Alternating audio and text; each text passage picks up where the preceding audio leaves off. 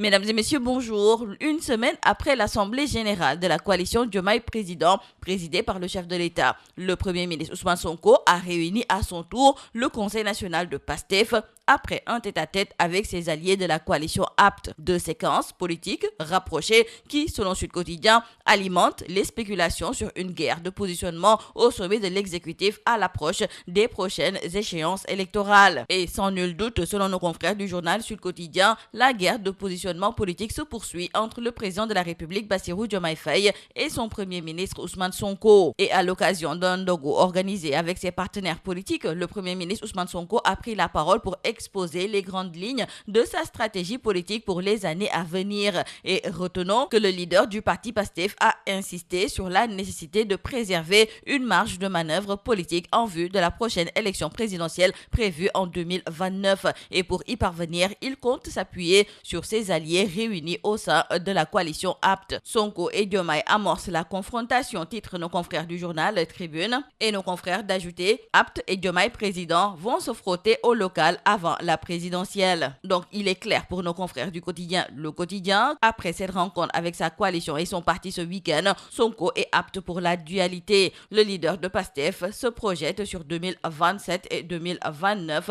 et le congrès de son parti est fixé au 13 juin. Pour nos confrères du journal Yorbi, Ousmane Sonko lance le rouleau compresseur à travers donc la mobilisation politique et stratégie électorale. Nos confrères d'ajouter que le week-end du 14 au 15 mars 2026 marque un tournant pour le PASTEF en renforçant la coalition APT et en tenant un conseil national stratégique. Ousmane Sonko a posé les bases d'une stratégie électorale ambitieuse plus qu'une réorganisation interne. Cette initiative traduit sa volonté de transformer le pouvoir en un instrument de conquête durable. Mais qu'à cela ne tienne, nos confrères du journal Point Actu voudraient bien savoir entre APT et la coalition Diomaye Président qui enverra l'autre chez Ardo. En tout cas, Bassirou Diomaye Faye tient sa coalition Diomaye Président et Ousmane Sonko campe sur APT. Sonko, qui par la même occasion, nous disent nos confrères du journal Réumi Quotidien, écarte toute démission de la primature et met en garde Diomaye concernant la dissolution de l'Assemblée nationale.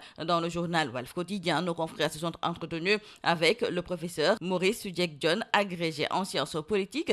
Il s'est prononcé sur la bataille entre Sonko et Diomaye. Le professeur Maurice Soudieck-Dione parle de jeu subtil. Selon lui, c'est l'expression d'une intelligence stratégique de part et d'autre. Dans le journal Vox Populi, nos confrères nous parlent également de cette rencontre de l'Alliance pour le travail et l'éthique APT, une rencontre qui a permis à Sonko et Aïda Mbodj de servir une réponse politique à Diomaye et Mimi. Et dans le journal Les Échos, c'est Khalifa Sall qui clash Diomaye et Sonko. Il déclare que ces deux-là ont parlé jusqu'à arriver au pouvoir et ils vont parler jusqu'à le perdre. Restons avec nos confrères du journal Les Échos qui nous parlent également de l'affaire des 37 milliards de AAE Power Azer. Et c'est Thierno Alassane Sall qui annonce une bombe. Le député annonce une procédure judiciaire sur les 37 milliards qui est en cours à Madrid. Thierno Alassane Sall active ainsi donc la justice espagnole, ajouteront nos confrères du journal Direct News. Pour ce qui est de la reprise annoncée du bloc Teranga par l'État, dans le journal Sud Quotidien, c'est le président du think tank Lex Africa, Eliman Abikan, qui salue la décision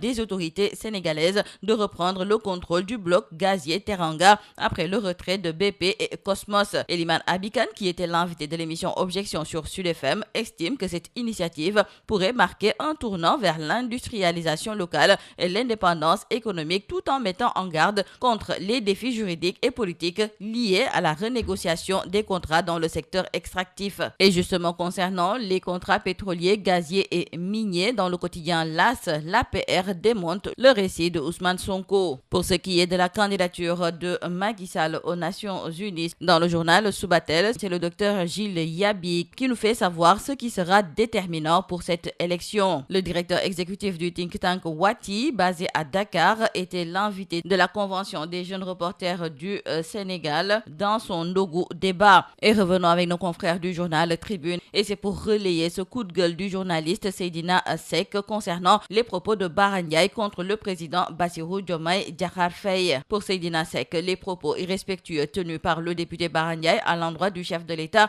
sont inacceptables et indignes du débat républicain. Car dans une démocratie, la critique politique est légitime, mais elle doit toujours se faire dans le respect des institutions et de ceux qui les incarnent. Et ce qui choque davantage le journaliste, c'est que ces propos ont été tenus dans l'hémicycle sous les yeux des autorités présentes sans qu'aucune voix ne s'élève pour dire stop. Et ce silence peut être perçu comme une forme de caution face à des attaques qui portent atteinte à la dignité de la fonction présidentielle.